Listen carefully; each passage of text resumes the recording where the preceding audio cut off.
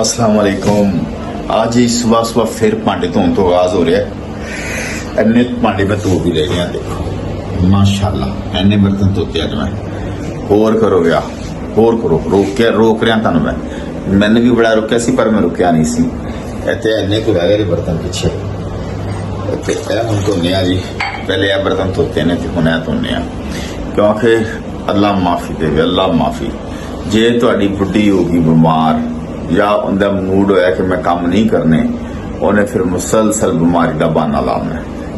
जो मर्जी कर लो, जिन्नियां मर्जी दवाइयां दे लो, वो नहीं उठती भाजी, वो नहीं उठती। तो हुण भांडे धो रहे हैं, देखो सारी वाश बेसन भरिया सी जो मैं आया, तो सारे भांडे धो के रखे ने। और हुण इन्ने को रह गए ने, भांडे धो के फिर अपने लिए नाश्ता बनाने आ, और नाश्ता बना के फिर अगे काम कर टुरांगे कोई। चलो जी, थोड़ी देर के बाद दोबारा मिलने आ, अब भांडे धो के मिलने आ। अच्छा ਤੁਹਾਡੇ ਕੋਲ ਇੱਕ ਸਵਾਲ ਪੁੱਛਾਂ? ਪੁੱਛ। ਅੱਛਾ ਤੁਸੀਂ ਇਹ ਦੱਸੋ ਤੁਸੀਂ ਕਿੱਥੋਂ ਦੇ ਰਹਿਣ ਵਾਲੇ ਹੋ? ਉਹ ਜਦੋਂ ਦਾ ਮੇਰਾ ਵਿਆਹ ਆ ਮੁੜ ਕੇ ਮੈਨੂੰ ਪਤਾ ਹੀ ਨਹੀਂ ਕਿ ਮੈਂ ਰਹਿੰਦਾ ਕਿੱਥੇ ਹਾਂ। फिर आ गए किचन दे विच, बेगम की खिदमत कर रहे हैं। देख लो एक चूल्हे ते 3 काम हो रहे हैं। एक कौन कर रहा है? मैं कर रहा, राणा सजाद कर रहा है। चाह पक रही है, नाल अंडा उबल रहा है, नाल असी स्लाइस कर रहे हैं गरम। असी महारानी का कर रहे हैं नाश्ता तैयार। ऐ ना समझना मैं डरना, डरदा डुरदा मैं किसी दे प्यो तो नहीं, पर यार लड़ाई पा के की लेना है, ठीक है ना। डर डुर इहदे च कोई नहीं हैगा, ऐ ना समझना। लो जी, डरदा जी राणा सजाद बुढ़ी तो डरदा है, जो नाश्ते भी बना रहा है, डरदे डुरदे आप किसी के प्यो तो भी नहीं है, ठीक है ना। पर यार फिर भी पिंडा से तुहाडा अपना ही है ना। उदों भी लैके दुआले हो जाए, चमचा लैके दुआले हो जाए, बेला मार दे, कहवे सिर सुर पाट जाएगा, तो आप काम ही ना कर दो बेहतर। उन्हें नाश्ता बना के मैं महारानी को जगा के लियावगा टेबल से सजा के कि जी आ जाओ नाश्ता कर लो।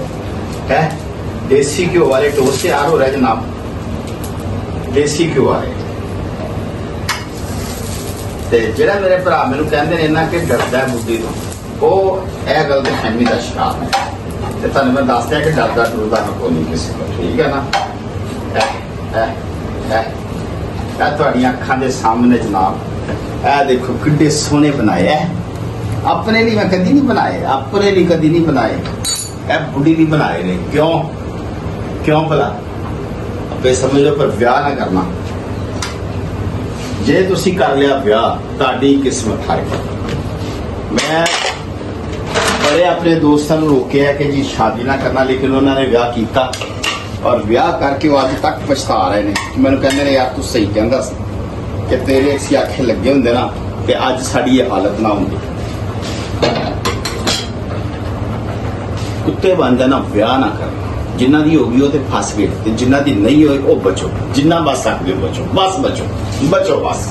नाश्ता तैयार करके टेबल पर रखना, फिर तुम दिखाने जनाब कि असी किस तरह इज्जत नाल नाश्ता पेश कर रहे हैं। थोड़ी देर तो बाद मुलाकात होगी। खबरदार, होशियार, मलका आलिया, घर की मलका, लूमड़ियों की शहजादी तशरीफ ला रही है।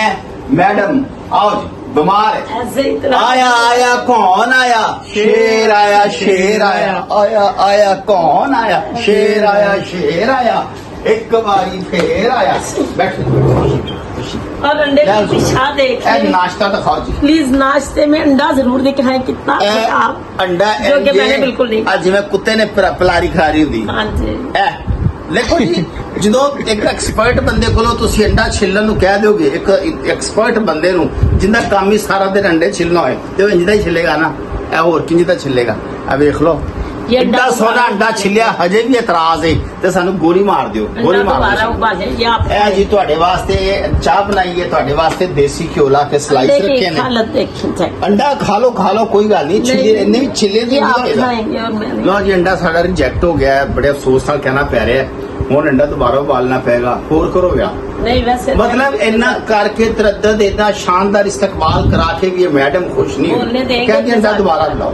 बोलो बोलो, तुसी ते बोल रहे जी ਜਦੋਂ ਦਾ ਅਸੀਂ फसे हैं। थैंक यू, आपने मेरी बहुत खिदमत की, अल्लाह ताला आपको अजर दे, जज़ाकल्लाह। लेकिन गल्लां ते ना जाना, गल्लां ते ना जाना, फॉक्स एंड दा ग्रेप्स याद करना। लेकिन अंडा दोबारा बॉयल कर देंगे। अंडा दोबारा बनाने चलो जी फॉक्स एंड द ग्रेप्स इंच रखना औरत दी अखलाक ते गल्लां ते नहीं जाना हमेशा याद रखना है कि बुढ़ी जेड़ी ना उनकी जुबान ते कुछ होर हुंदा अंदर कुछ होर फिर भी आपको हुंदा अजर जुबान ते मिठास हुंदी अंदर टोका लेके बैठी हुंदी टोटे कर रही हुंदी ठा अब ठा व्यूअर्स ठा। ये चुप करेंगे चलो अंडा तो दोबारा मैं बोल बिला बनाने ते थोड़ी देर बाद नहीं, तब ये दोबारा व्यूअर्स फिर नवा ये अंडा चुप उबाल करके करेंगे खाने तो फिर ही कोई बेचारा चलो जी दूसरा बोलो नहीं बोलो बोले। वैसे तो ਤੁਹਾਡੇ ਮੂੰਹ ਚੋਂ कभी कोई शुभ गल निकली नहीं लेकिन बोलो वैसे राजपूत फैमिली लोग का ये रूल है कि राणा साहब के अलावा कोई नहीं बोलता कि वो ये नाम ही है फैमिली फैमिली कभी आपने बोलती नहीं देखी बोलने देते नहीं हमारे घर का रूल बिल्कुल डिफरेंट है या राणा साहब भी बोलते हैं मुझे तो बोलते हैं आपने भी लोग किसी में नहीं देखा ए ब्लॉग अब से ये अंजलिया है- गल्ला मुझे तो आपने कभी बोलते नहीं क्योंकि देखा अब मैं कुछ मुझे तो कहना बोलना चाह रही आता ही थी। नहीं है मुझे तो बोलना आता ही नहीं है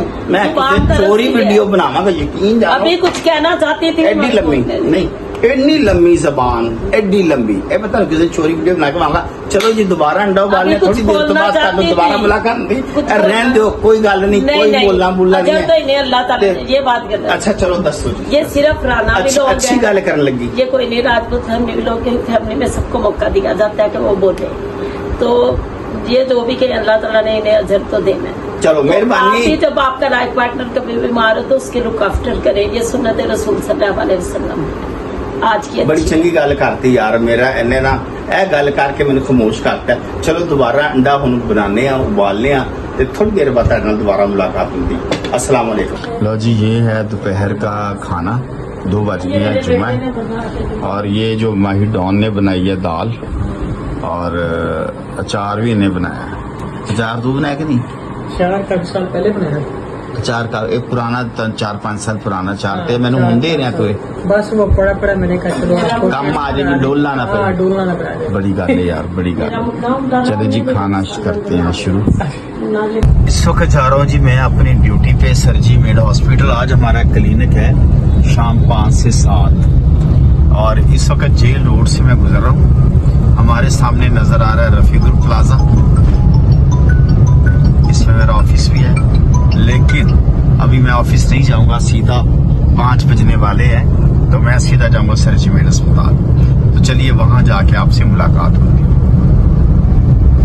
ले जिस वक्त हम मौजूद हैं सरजी मेड अस्पताल में यहाँ पे हमारा क्लिनिक है रूट्स में आज सैटरडे है तो रश नहीं है आसमान जो है ना बड़ा अच्छा है ये बड़े खूबसूरत एक परिंदा उड़ रहा है और बादल भी हैं लो जी इस वक्त मैं फिर रहा हूँ चौक चबुर्जी ये है जी चबुर्जी ये चबुर्जी है चौक चबुर्जी बेटी को छोड़ के आया हूँ उसकी नानों की तरफ और मैं इस वक्त मैं और माही डॉन हम जा रहे हैं घर की तरफ अब बेगम साहबा ने फरमाइश डाली है लेग पीस की वक्त हम फिर रहे हैं शाम नगर चबुर्जी और यहाँ पे हम ढूंढ रहे हैं लेग पीस जी बेगम की फरमाइश पे हम यहाँ से ले रहे हैं बारबेक्यू हमने लगवाया लेग पीस और आधा किलो टिक्के